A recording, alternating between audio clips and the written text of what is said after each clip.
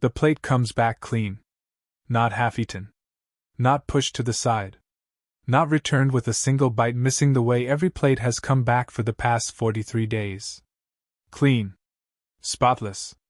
Scraped like someone sat with it until there was nothing left to take. Soria sets it down on the stone counter and stares at it.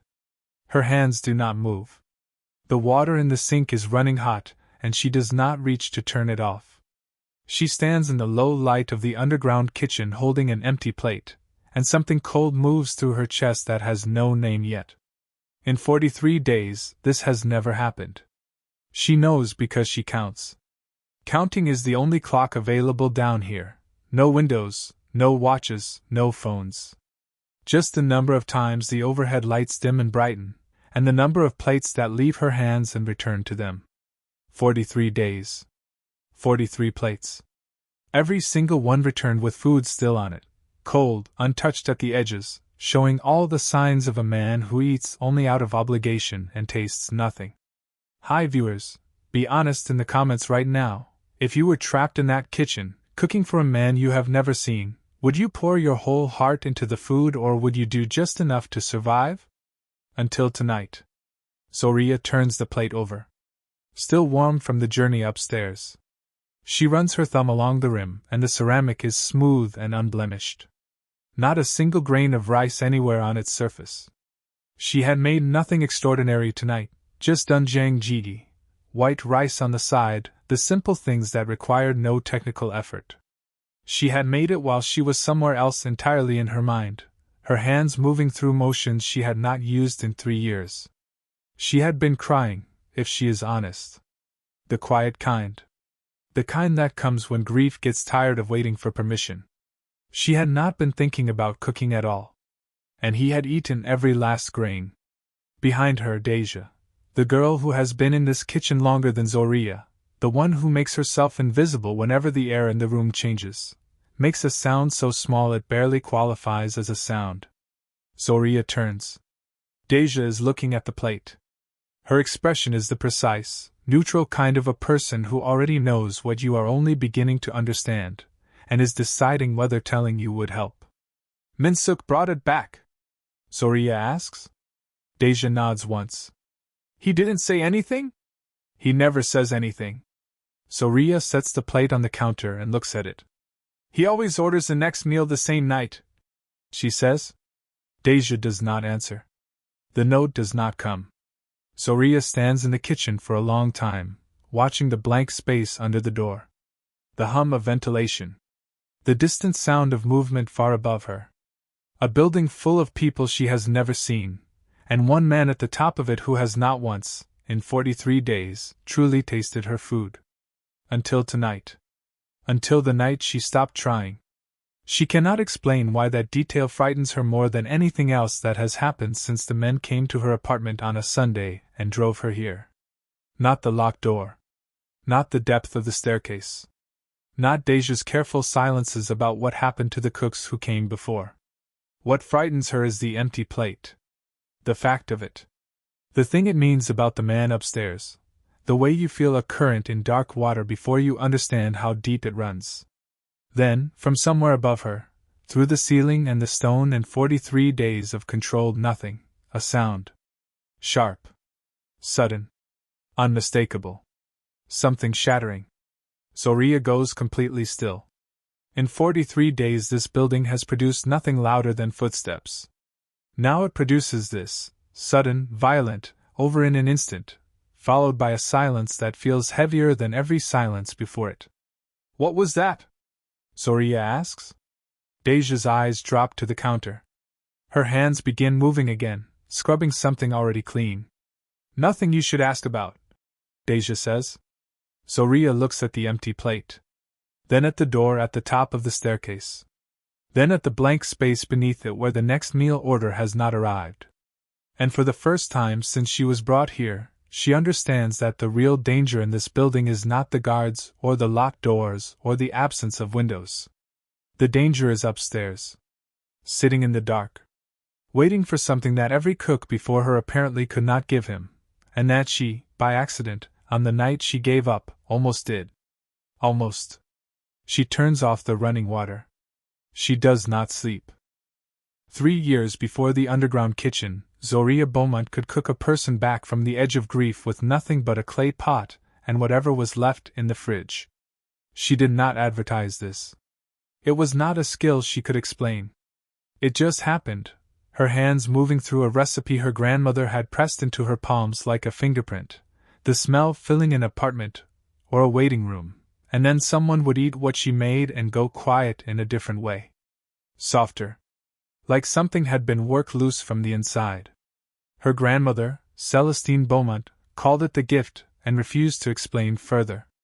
She stood 4'11" and had opinions about the correct temperature at every stage of every recipe and never once measured anything. Measuring is for people who don't trust what they already know, Celestine said. You cook with memory. You understand? Zoria did not understand. Not at 7. Not at 17 when she left Atlanta for college with Celestine's recipes copied into a notebook she kept in her front pocket like identification. But Celestine was patient in the way rivers are patient, not waiting for a destination, just moving.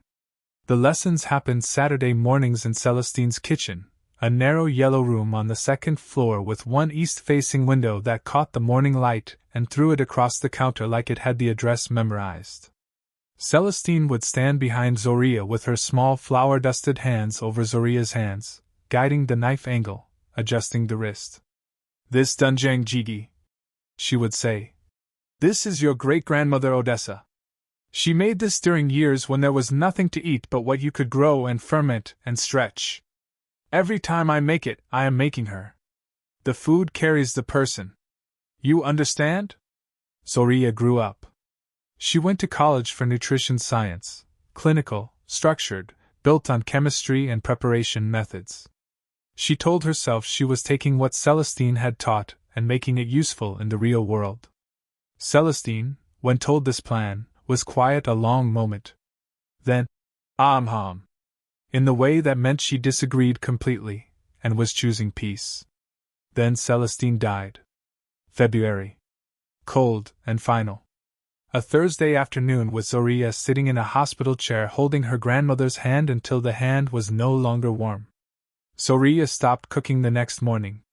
She stood at her refrigerator with her hand on the handle and felt Celestine in the posture of her own body, in the bend of her elbow, the automatic angle of her wrist, and she could not go in. She closed the door. She ordered food from a delivery service.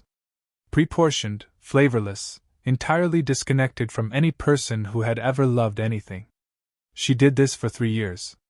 She told herself she had moved on. She had not moved on. She had buried the part of herself that knew how to feel anything through her hands. The men who came on that Sunday did not know any of this. They came because she was on a list somewhere, a nutritionist with background in traditional Korean cuisine. They told her their employer required her skill. They said it with the flat courtesy of people for whom refusal is an abstract concept. She went. Because she understood the grammar of the situation the moment she looked at their faces. The building they drove her to was somewhere in the city. Down a staircase that went deeper than made sense. Into a kitchen stocked by someone who understood cooking at a personal level, aged fermented paste, specific dried fish, clay pots that had been used enough to be trusted. The first note came under the door the next morning. 2 words: cook. Breakfast. She made something technically perfect and entirely empty and sent it upstairs on a silver tray. It came back half-eaten. This was the beginning of 43 days of technically perfect, entirely empty food, and failing a test she did not yet understand the rules of. Until the night Celestine came back through her hands without asking permission. Until the night 3 years of stored grief came out through a clay pot. But here is what Zoria does not know yet, standing in her windowless kitchen, listening to silence that has grown unexpectedly loud. She did not stop cooking only because she was grieving. She stopped because cooking had always been an act of being known. And after Celestine died, there was no one left who knew her that way. Until now. Possibly. In the most impossible place. The first rule of the underground kitchen is that there are no clocks. This is not an accident.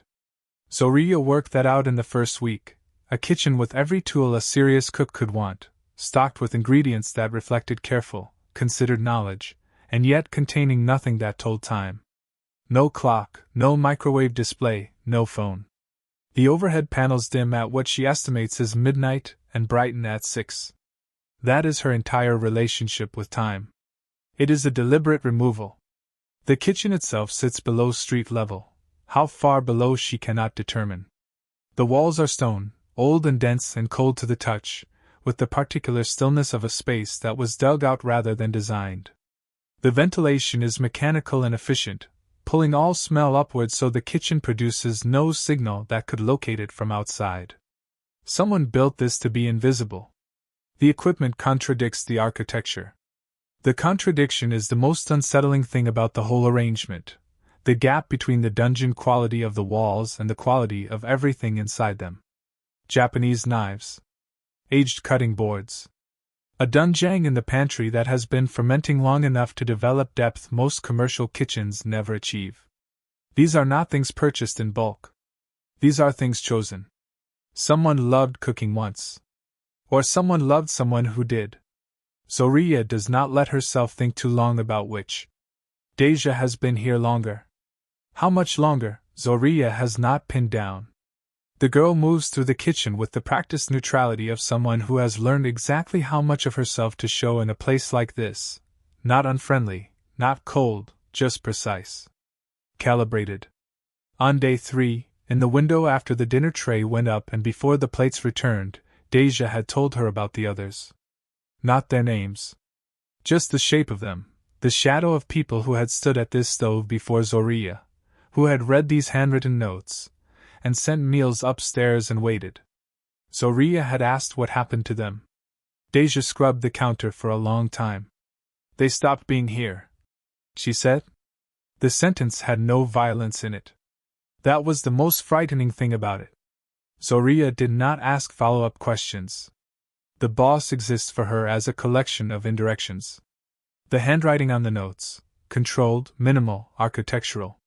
The patterns of return plates, enough eaten to function, nothing more, the consistent suggestion of a man who has been consuming food for years without experiencing it. The rare sound through the ceiling, never words, just the weight of a voice and the silence that follows when a room full of people stops talking at once. She had tested him on day 18. Added a touch more salt.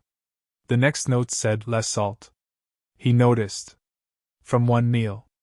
On day 26 she made galbi jim, short rib braise, 4 hours of work, visually precise. The most elaborate thing she had produced. It came back with 1 rib gone and 11 untouched, the sauce congealed around them like something that had stopped waiting. She looked at those 11 ribs for a long time. The meals are not being judged by taste. She has known this since day 30, when she finally admitted to herself what the pattern was saying. He is not rejecting bad food. He is rejecting something more fundamental, something no amount of technical skill can produce because it has nothing to do with technique. She does not know what the metric is. But she can feel its shape. The way you feel a word sitting at the edge of your tongue, present and defined and just out of reach. And then there is the question of the cooks before her. Deja's careful phrasing. They stopped being here. Zorya turns that sentence over in the long hours after the plates return. She is not the first to stand at this stove. She is not the second. Whatever those women were asked to provide and could not, she is running out of time to understand it before she joins them in the shape of a sentence with no edges. She sends the meal up. The plate comes back tonight with almost nothing touched. A single bite from the corner of the rice. The stew untouched. The side dishes arranged with the neatness of someone who looked at the food for a long time without being able to reach for it. Looking for something. Not finding it. Zorya stares at the plate. Her 43rd day ends with the lights dimming to their artificial version of night, and the silence above her carrying the particular weight of a man who is still awake, still sitting in whatever dark he has built around himself, still waiting for something that keeps not arriving on a silver tray. She does not know yet that she is the one who will give it to him. She does not know she almost already has. She just stands in the dimming light and feels, the way her body knows things before her mind arrives, that everything is about to change. She stops trying on day 44. Not as a decision she announces. Not even something she fully admits in the moment. It happens the way exhaustion happens, not a falling but a slow release. A loosening of the grip on something held too tightly for too long. She cooks at 6:15. She goes through the motions. But the performance, the clinical precision she has been deploying like armor for 43 days, she lets it drop. She does not pack her grief back into its room. She does not seal off the part of her that is tired and missing a Saturday kitchen in Atlanta. She just cooks. Her hands move the old way. Not the nutrition school way, not the structured curriculum of preparation methods and plated presentation standards. The older way. The way pressed into her by someone who believed a meal was always an act of love or it was nothing at all. She is thinking about Celestine when she makes the broth. She can feel her grandmother's hands on hers, dry and warm and specific, the hands of someone who has spent decades in flour, guiding her wrist angle, adjusting her grip. She is thinking about the yellow kitchen on Saturdays. The sound of the east-facing window rattling in January wind. The low, tuneless hum Celestine made while she worked, more vibration than melody, the sound of a body at complete peace with what it is doing. The doenjang goes in. Zoria stirs it the way she was shown, patient, circular, not forcing. The smell that rises is immediate and total. Thick with ferment and age. Warm with something that has no clinical name, carrying the sensory signature of a food that takes years to become what it is. She is not in this kitchen. She is in Atlanta. She is 7 years old on a step stool. She is crying a little, here in the underground room, the quiet kind that happens before you even notice. She plates it without thinking about presentation. Without arranging. Without adjusting for visual balance. She plates it the way you plate food for someone you actually want to feed. She sends it up. She lies on her cot and stares at the ceiling. She expects nothing different. 43 days has calibrated her precisely. An hour passes. Maybe 2. Then the footsteps on the stairs. Minsuk. She recognizes his weight immediately. She gets up. He sets the tray down without looking at her, and goes back before she has finished one breath. She stands in front of the tray. She makes herself look. The plate is empty. Not half empty. Not 3/4. Every dish finished. The bowl scraped clean. The rice bowl empty down to one stuck grain at the bottom. She picks it up and holds it in both hands and does not move. Behind her, Deja's voice comes quiet from across the kitchen. That's the second time. I know. In 44 days. I know. A pause. Then, what did you make? Doenjang jjigae. Zoria sets the plate down slowly. Same as last time. Another silence. Deja is thinking about something she is not saying yet. Both times, Deja says carefully. Both times the same dish. What were you thinking about when you made it? Zoria looks at the empty plate. She answers honestly because she is too tired to do anything else. My grandmother, she says. Deja makes a sound that could mean anything. She goes back to her work. Zoria stands at the counter and understands slowly, in the way understanding arrives after it has been waiting a long time for you to be ready, that the thing being tested with every meal sent upstairs is not a flavor. Not a technique. Not a temperature or a salt level or a knife cut. It is the person inside the food. The memory inside the hands that made it. She has been sending up empty plates the whole time. Perfectly constructed. Immaculately executed. Completely empty. Every meal since Celestine died has been this way, locked, clinical, stripped of the one thing that made it food in the first place. And the only 2 plates that came back clean were the ones where she was crying and not paying attention and her grandmother was inside her hands without permission. She picks up the empty plate. She thinks about what kind of man can taste that difference. What kind of man sits at the top of a building full of guards and locked doors and has never, across however many cooks, found what he is looking for, until a woman from Atlanta accidentally cried into his dinner. What does a man like that actually need? She sets the plate in the rack. She goes to her cot. She does not sleep. She lies in the dimming light and wonders, with the specific tightness of someone standing at the edge of a decision they cannot take back, whether she is willing to open that locked room. Whether she is willing to let Celestine out, after 3 years, and pour everything she has been holding into a pot for a man she has never seen. A man who can taste the difference between food and grief. A man who is hungry for exactly what she carries. He comes down on day 51.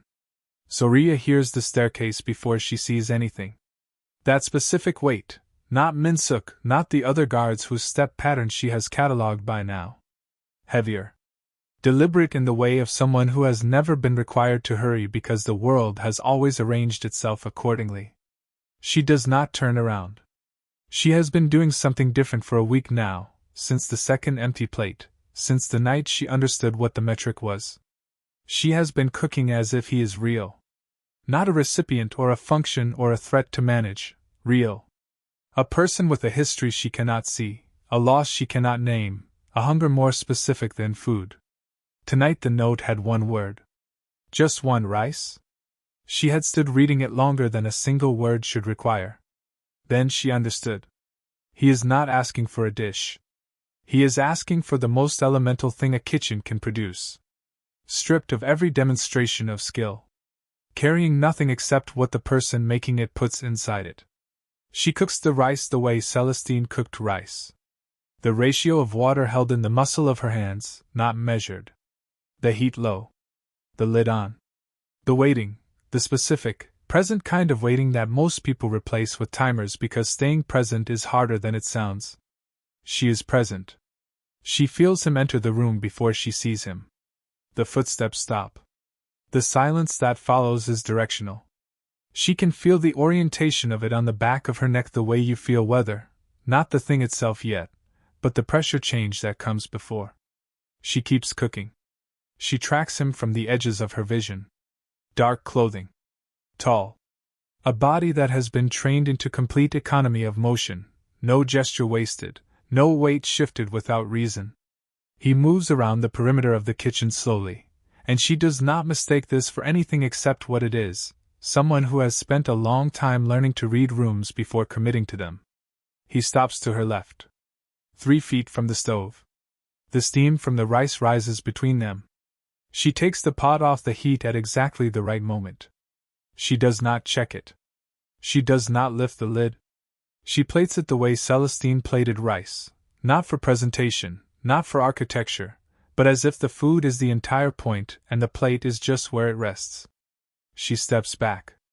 The silence extends until it has actual weight. Then his voice, lower than she expected, quieter than the room, carrying the controlled stillness of someone who does not speak unless speaking is worth the cost. Who taught you that?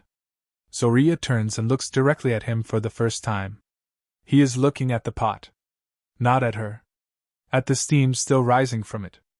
And something in his jaw, just slightly, just enough, has shifted from where it was a moment ago. A small adjustment in something usually held very fixed. The way I cook? She says. He looks at her. His eyes are dark and carry something she was not ready for. Not coldness. She had expected coldness from a man surrounded by guards in a building designed for invisibility. Something older than cold. Something more tired.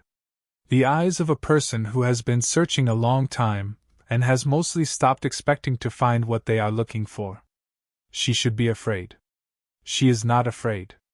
Someone taught you specifically, he says. The rice. The way you handled the broth last week. Last week. He is telling her, by saying this out loud, that he has been tracking it from the beginning. That he noticed the difference between what she makes and what she was making before. She holds his gaze. My grandmother, she says. Something happens to his face. It is controlled. It is almost nothing. And it is everything. A single fracture in the surface of a man who has clearly spent years building an expression that reveals nothing. A loosening so brief that if she had been looking at anything else in that exact second, she would have missed it entirely. He breathes in slowly through his nose. He looks away. And in the space of that look away, Zoria sees something she was not supposed to see. Something he did not intend to show.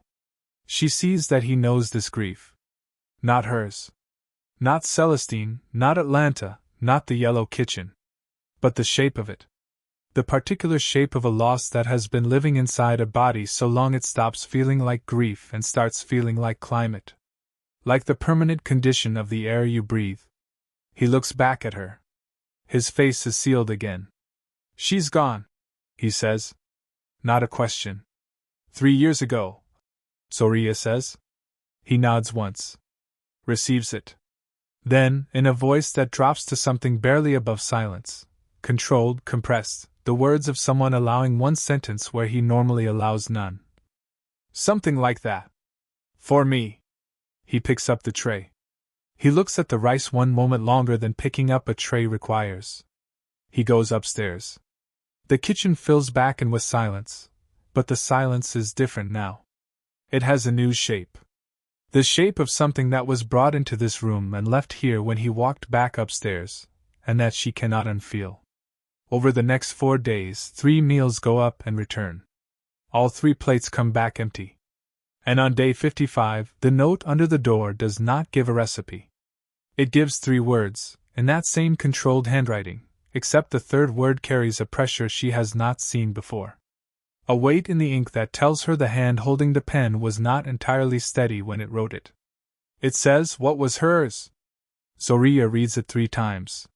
She stands in the kitchen with the note held in both hands. The door to the room she has kept locked for 3 years, the room where Celestine lives, where the yellow kitchen lives, where 3 years of unspent grief has been waiting, she feels it move. He is not asking for a menu item. He is asking for a memory. And somewhere above her, in a room she has never seen, the most controlled man she has ever stood 3 feet from is sitting with an empty plate and asking her, for the first time, in a handwriting that is not quite steady, to give him what feeds him. Zoria sets the note down.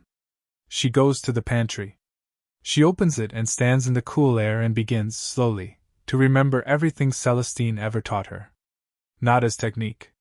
As love. She cooks with her whole hands for the first time in 3 years. The plate that goes upstairs that night carries more than food.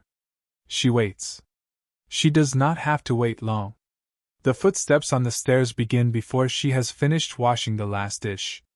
Not Minsuk's steps. His. And this time, they do not stop at the foot of the stairs. They keep coming. The door at the end of the kitchen opens without warning.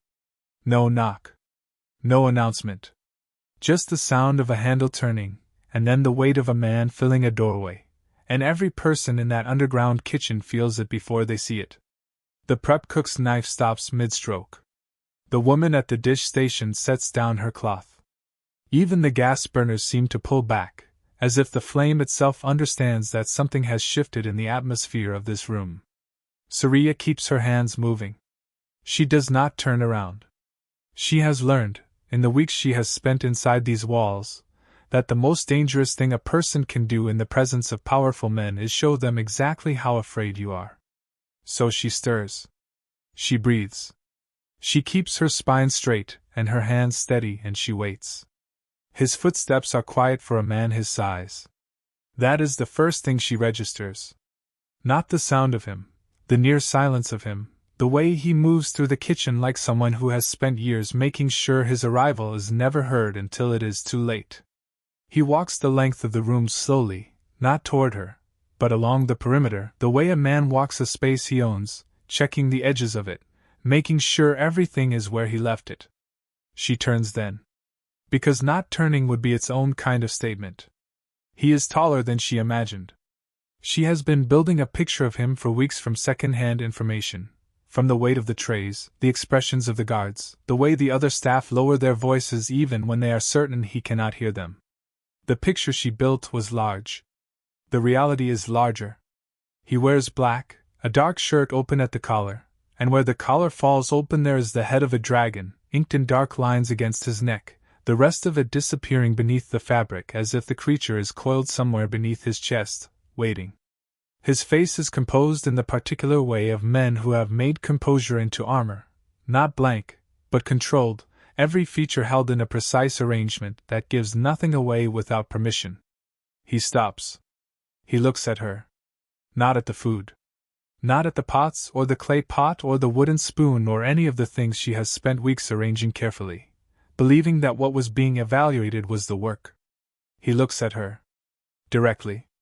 With the focused, unreadable attention of a man reading something written in a language he did not expect to encounter. Hi viewers, have you ever been in a room with someone and felt, without a single word being spoken, that they saw something in you that you hadn't shown anyone? Tell me in the comments, what did that feel like? Surya does not look away. She holds his gaze because she knows, with the bone-deep certainty of a woman who has survived by reading rooms correctly, that looking away is a thing she cannot afford right now. She holds it, and she waits. He walks toward the clay pot. He stops in front of it. He does not lean over it or lift the lid or perform any of the gestures of a man evaluating food.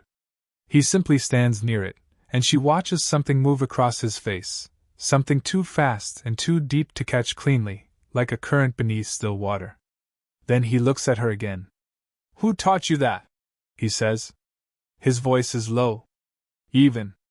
It carries the kind of quiet that is not the absence of force but the precise management of it, a voice that does not need volume because it has never needed to compete with anything in any room it has entered. Surya's hands are completely still now. The question hangs between them, and she feels the full weight of it, feels what it is actually asking underneath the words it is using, feels that she is standing at the edge of something that does not have a clear bottom, and she is going to have to answer him. Because no one in this kitchen refuses him anything. "My grandmother," Surya says. 2 words. She says them the way she has learned to say everything in this place, clean, direct, no excess weight on either side.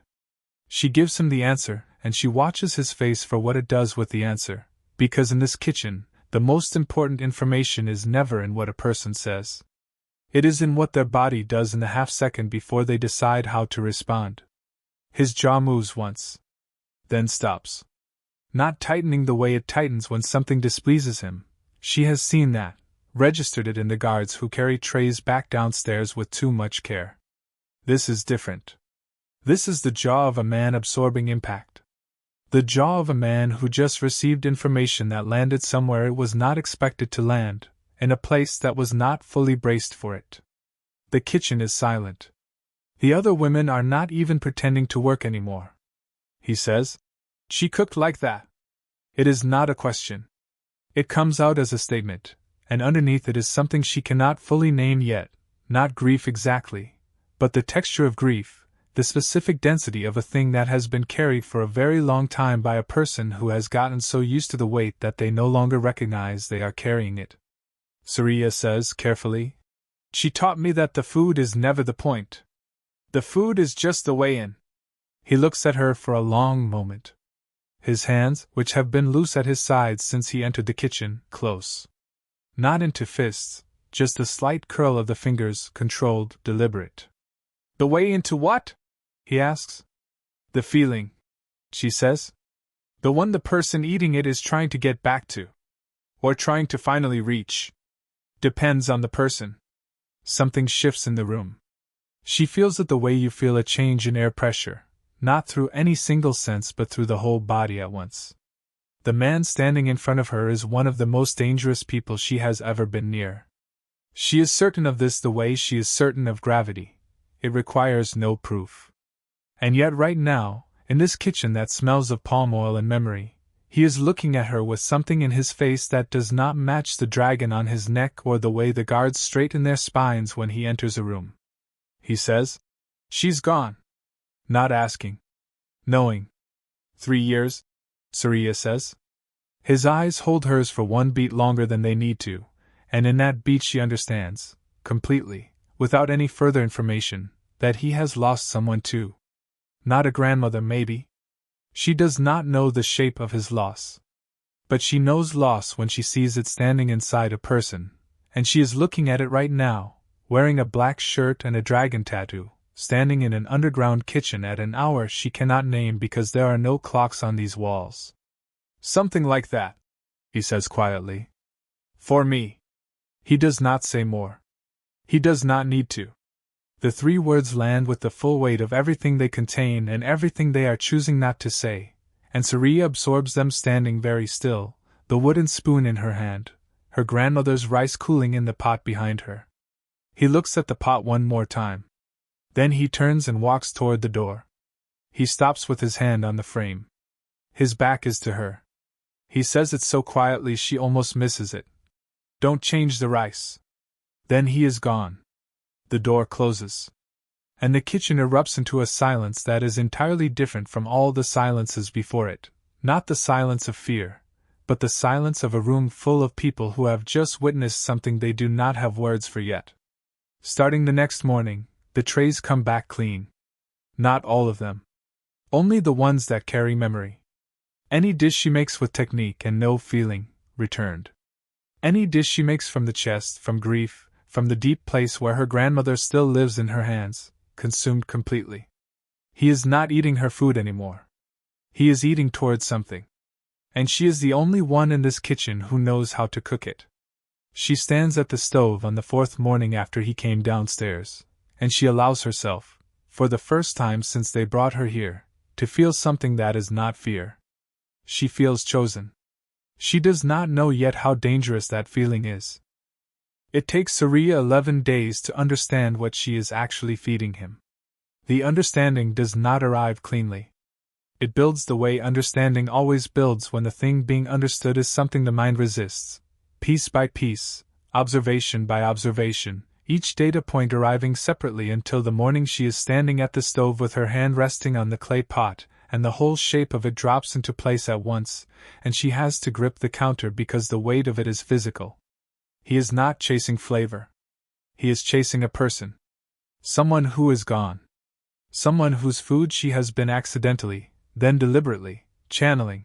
Someone whose way of cooking was so close to her grandmother's way of cooking that the smell of palm oil warming in a clay pot is enough to crack something open in a man who has kept himself sealed for what she is beginning to believe is a very long time. The plates don't come back clean because the food is good. The plates come back clean because for the duration of the meal, he is briefly, imperfectly, temporarily somewhere else. Someone else. The person he was before whatever happened that made him the man the guards straighten their spines for. She stands in this understanding for a long moment. Then she picks up the wooden spoon and she does what her grandmother would have done, which is to adjust. Not with calculation. Not with the clinical analysis that has been her professional armor for 3 years. She adjusts the way a cook adjusts for the person at the table, from listening, from paying attention to what the eating is telling her, from the deep and unglamorous craft of giving someone what they actually need rather than what they asked for. She makes a grief meal. This is not a category she invented. Her grandmother named it, decades ago, in a kitchen in Enugu that smelled of crayfish and wood smoke and the specific warmth of a woman who fed people the way other people prayed, because they believed it mattered, because they understood that the body's hunger is never only about the body. A grief meal is not food made while grieving. It is food made to carry grief through. To give it direction. To take the thing locked in the chest and give it somewhere to go. She has not made one since her grandmother died. She has not made one because making one would require her to be fully present, and she has not been able to afford full presence in the years since the funeral, and she has absolutely not been able to afford it in the weeks since they brought her to this kitchen. But she makes one now. She makes it with everything she has been protecting, with 3 years of stored grief, with the full weight of a woman who stopped cooking because the person who taught her what cooking meant was gone, with her hands that know things her mind never taught them and never could. She cooks for a long time. The other women in the kitchen leave her alone. They seem to understand, without being told, that something is happening at the stove that requires space. When she plates the food, she plates it generously, without architecture, the way her grandmother plated food, as if the person eating it is someone worth feeding past mere sufficiency, past hunger, into the place where the body begins to remember what it is to be cared for. She sends it up. Then she stands in the kitchen, hands folded in front of her, and she waits. The tray does not come back. 15 minutes pass. 20. The guard does not return with the empty plate, or the half-eaten plate, or any plate at all, and the kitchen grows quieter with every passing minute, quieter in a way that feels like holding a breath, like a room leaning toward a door to hear what is happening on the other side of it. Then, from the floor above, she hears it. Not a crash. Not the violent crack of a plate thrown in anger that she heard in her first week. This is different, slower, lower, the sound of something that slipped rather than was thrown, a sound that carries in it the specific vulnerability of a person whose grip finally failed them. A single impact. Then silence. And in the silence, something Surya has never heard from the upper floor before. A sound that is not anger and is not furniture and is not the controlled percussion of a powerful man managing his environment. It is something human. She picks up the wooden spoon. She sets it down. She looks at the door at the end of the kitchen, the door she has not touched in weeks, the door that leads to the stairs that lead to a world she has been locked out of. Her heart is going very fast. He comes downstairs before the tray does. The door opens and he is in the kitchen, and something about him is different in a way that rearranges the entire atmosphere of the room before anyone can prepare for it. It is not visible in any one thing. His face is still composed. His posture still carries the full weight of who he is. But something beneath the surface has moved, something deep, something that took years to accumulate, and apparently took one bowl of rice to finally shift, and the shift is showing in the places he cannot fully control, the slightly uneven quality of his breathing, the way his hands, usually loose and deliberate at his sides, are not fully still. He walks to the prep counter. He pulls out the stool and sits down. Surya goes completely still. In all the weeks she has been in this kitchen. In all the times he has come to the doorway. In every single exchange they have had through guards and trays and the tiny precise sentences he has offered like currency he is careful not to overspend, he has never sat down. Standing is control. Standing is the posture of a man who is here on his own terms and will leave on his own terms. Sitting is something else entirely. He puts both hands flat on the counter. He does not speak. He is not looking at her. He is looking at the middle distance that people look at when they are not seeing what is in front of them, when they are somewhere else entirely, in a room or a moment that no longer exists anywhere except in the body's memory of it. Surya does not ask him anything. She does not perform concern or offer comfort or say any of the things that a person might say in this situation, because she understands, with the same deep cellular intelligence that guides her hands at the stove, that what is happening right now does not require words from her. It requires witness. It requires her to be present without flinching. To stay in the room with whatever is moving through him without trying to manage it or contain it or redirect it somewhere more comfortable. She takes a bowl. She fills it from the pot. She sets it in front of him. Not arranged. Not plated with care. Just the food, generous and warm, the way her grandmother would have placed it in front of anyone who arrived at her table with this particular expression, the expression of a person who has finally allowed themselves to be hungry. He looks at the bowl. His jaw works once. His hands press flat against the counter. His eyes close. The kitchen is so quiet she can hear the steam rising. And then she watches the thing move through him. Not cleanly. Not simply. It moves the way grief moves through a body that has been refusing it for a long time, unevenly, in waves, visible in the breath and the hands and the set of the jaw and the particular quality of the silence that comes off a person when something that has been locked finally opens. He does not cry. But the thing that happens in him is in the same family as crying. It is the body insisting on what the mind has been denying, and for 30 seconds in an underground kitchen with no clocks, the most controlled man she has ever encountered is not in control. Then he opens his eyes. He picks up the spoon. He eats. She turns back to the stove. She gives him her back, because it is the most respectful form of privacy she can offer in a room this small. The bowl empties. She hears the spoon set down. She hears his hands come off the counter. The silence that follows is not the same silence that has filled this kitchen for weeks. That silence was the silence of absence, of withheld reaction, of a man sealed against everything being sent up on trays. This silence is full. This is the silence that comes after something. Then, low and rough in a way she has not heard from him before, carrying the specific grain of a door that has been closed for years and is being opened for the first time. Make it again tomorrow. She does not turn around. She nods once, her eyes on the flame. She does not tell him that she will make it every day. That she will keep making it for as long as it takes.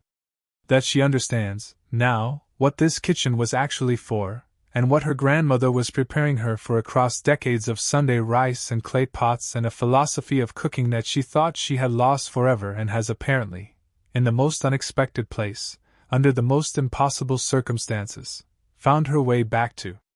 She just says, "Yes." And the word sits in the kitchen between them like something real. Like the first solid thing either of them has held in a very long time. 3 weeks later, Saria stands at the stove in the early part of the morning she has decided is a Wednesday, and she is cooking without fear for the first time since they brought her here. This is not because the situation has resolved itself. The kitchen still has no clocks. The door still leads to stairs that lead to a world she does not fully understand. The man who comes to sit at the prep counter now, not every day, but most days, appearing in the kitchen the way weather appears, without announcement, filling the space with the particular pressure of his presence, is still the man whose name she has learned to hold carefully, the way you hold something sharp. J1. She has learned it the way you learn all critical information in this kind of place, from fragments, from overheard corrections, from the way the guards use it only when they absolutely must. He is not healed. She is clear-eyed about this. A person does not sit in a kitchen for 3 weeks and eat from someone else's grief and become a different person. The dragon on his neck is still there. The controlled silence is still his primary language. The men upstairs still move through the building with the specific caution of people who are not permitted to make mistakes.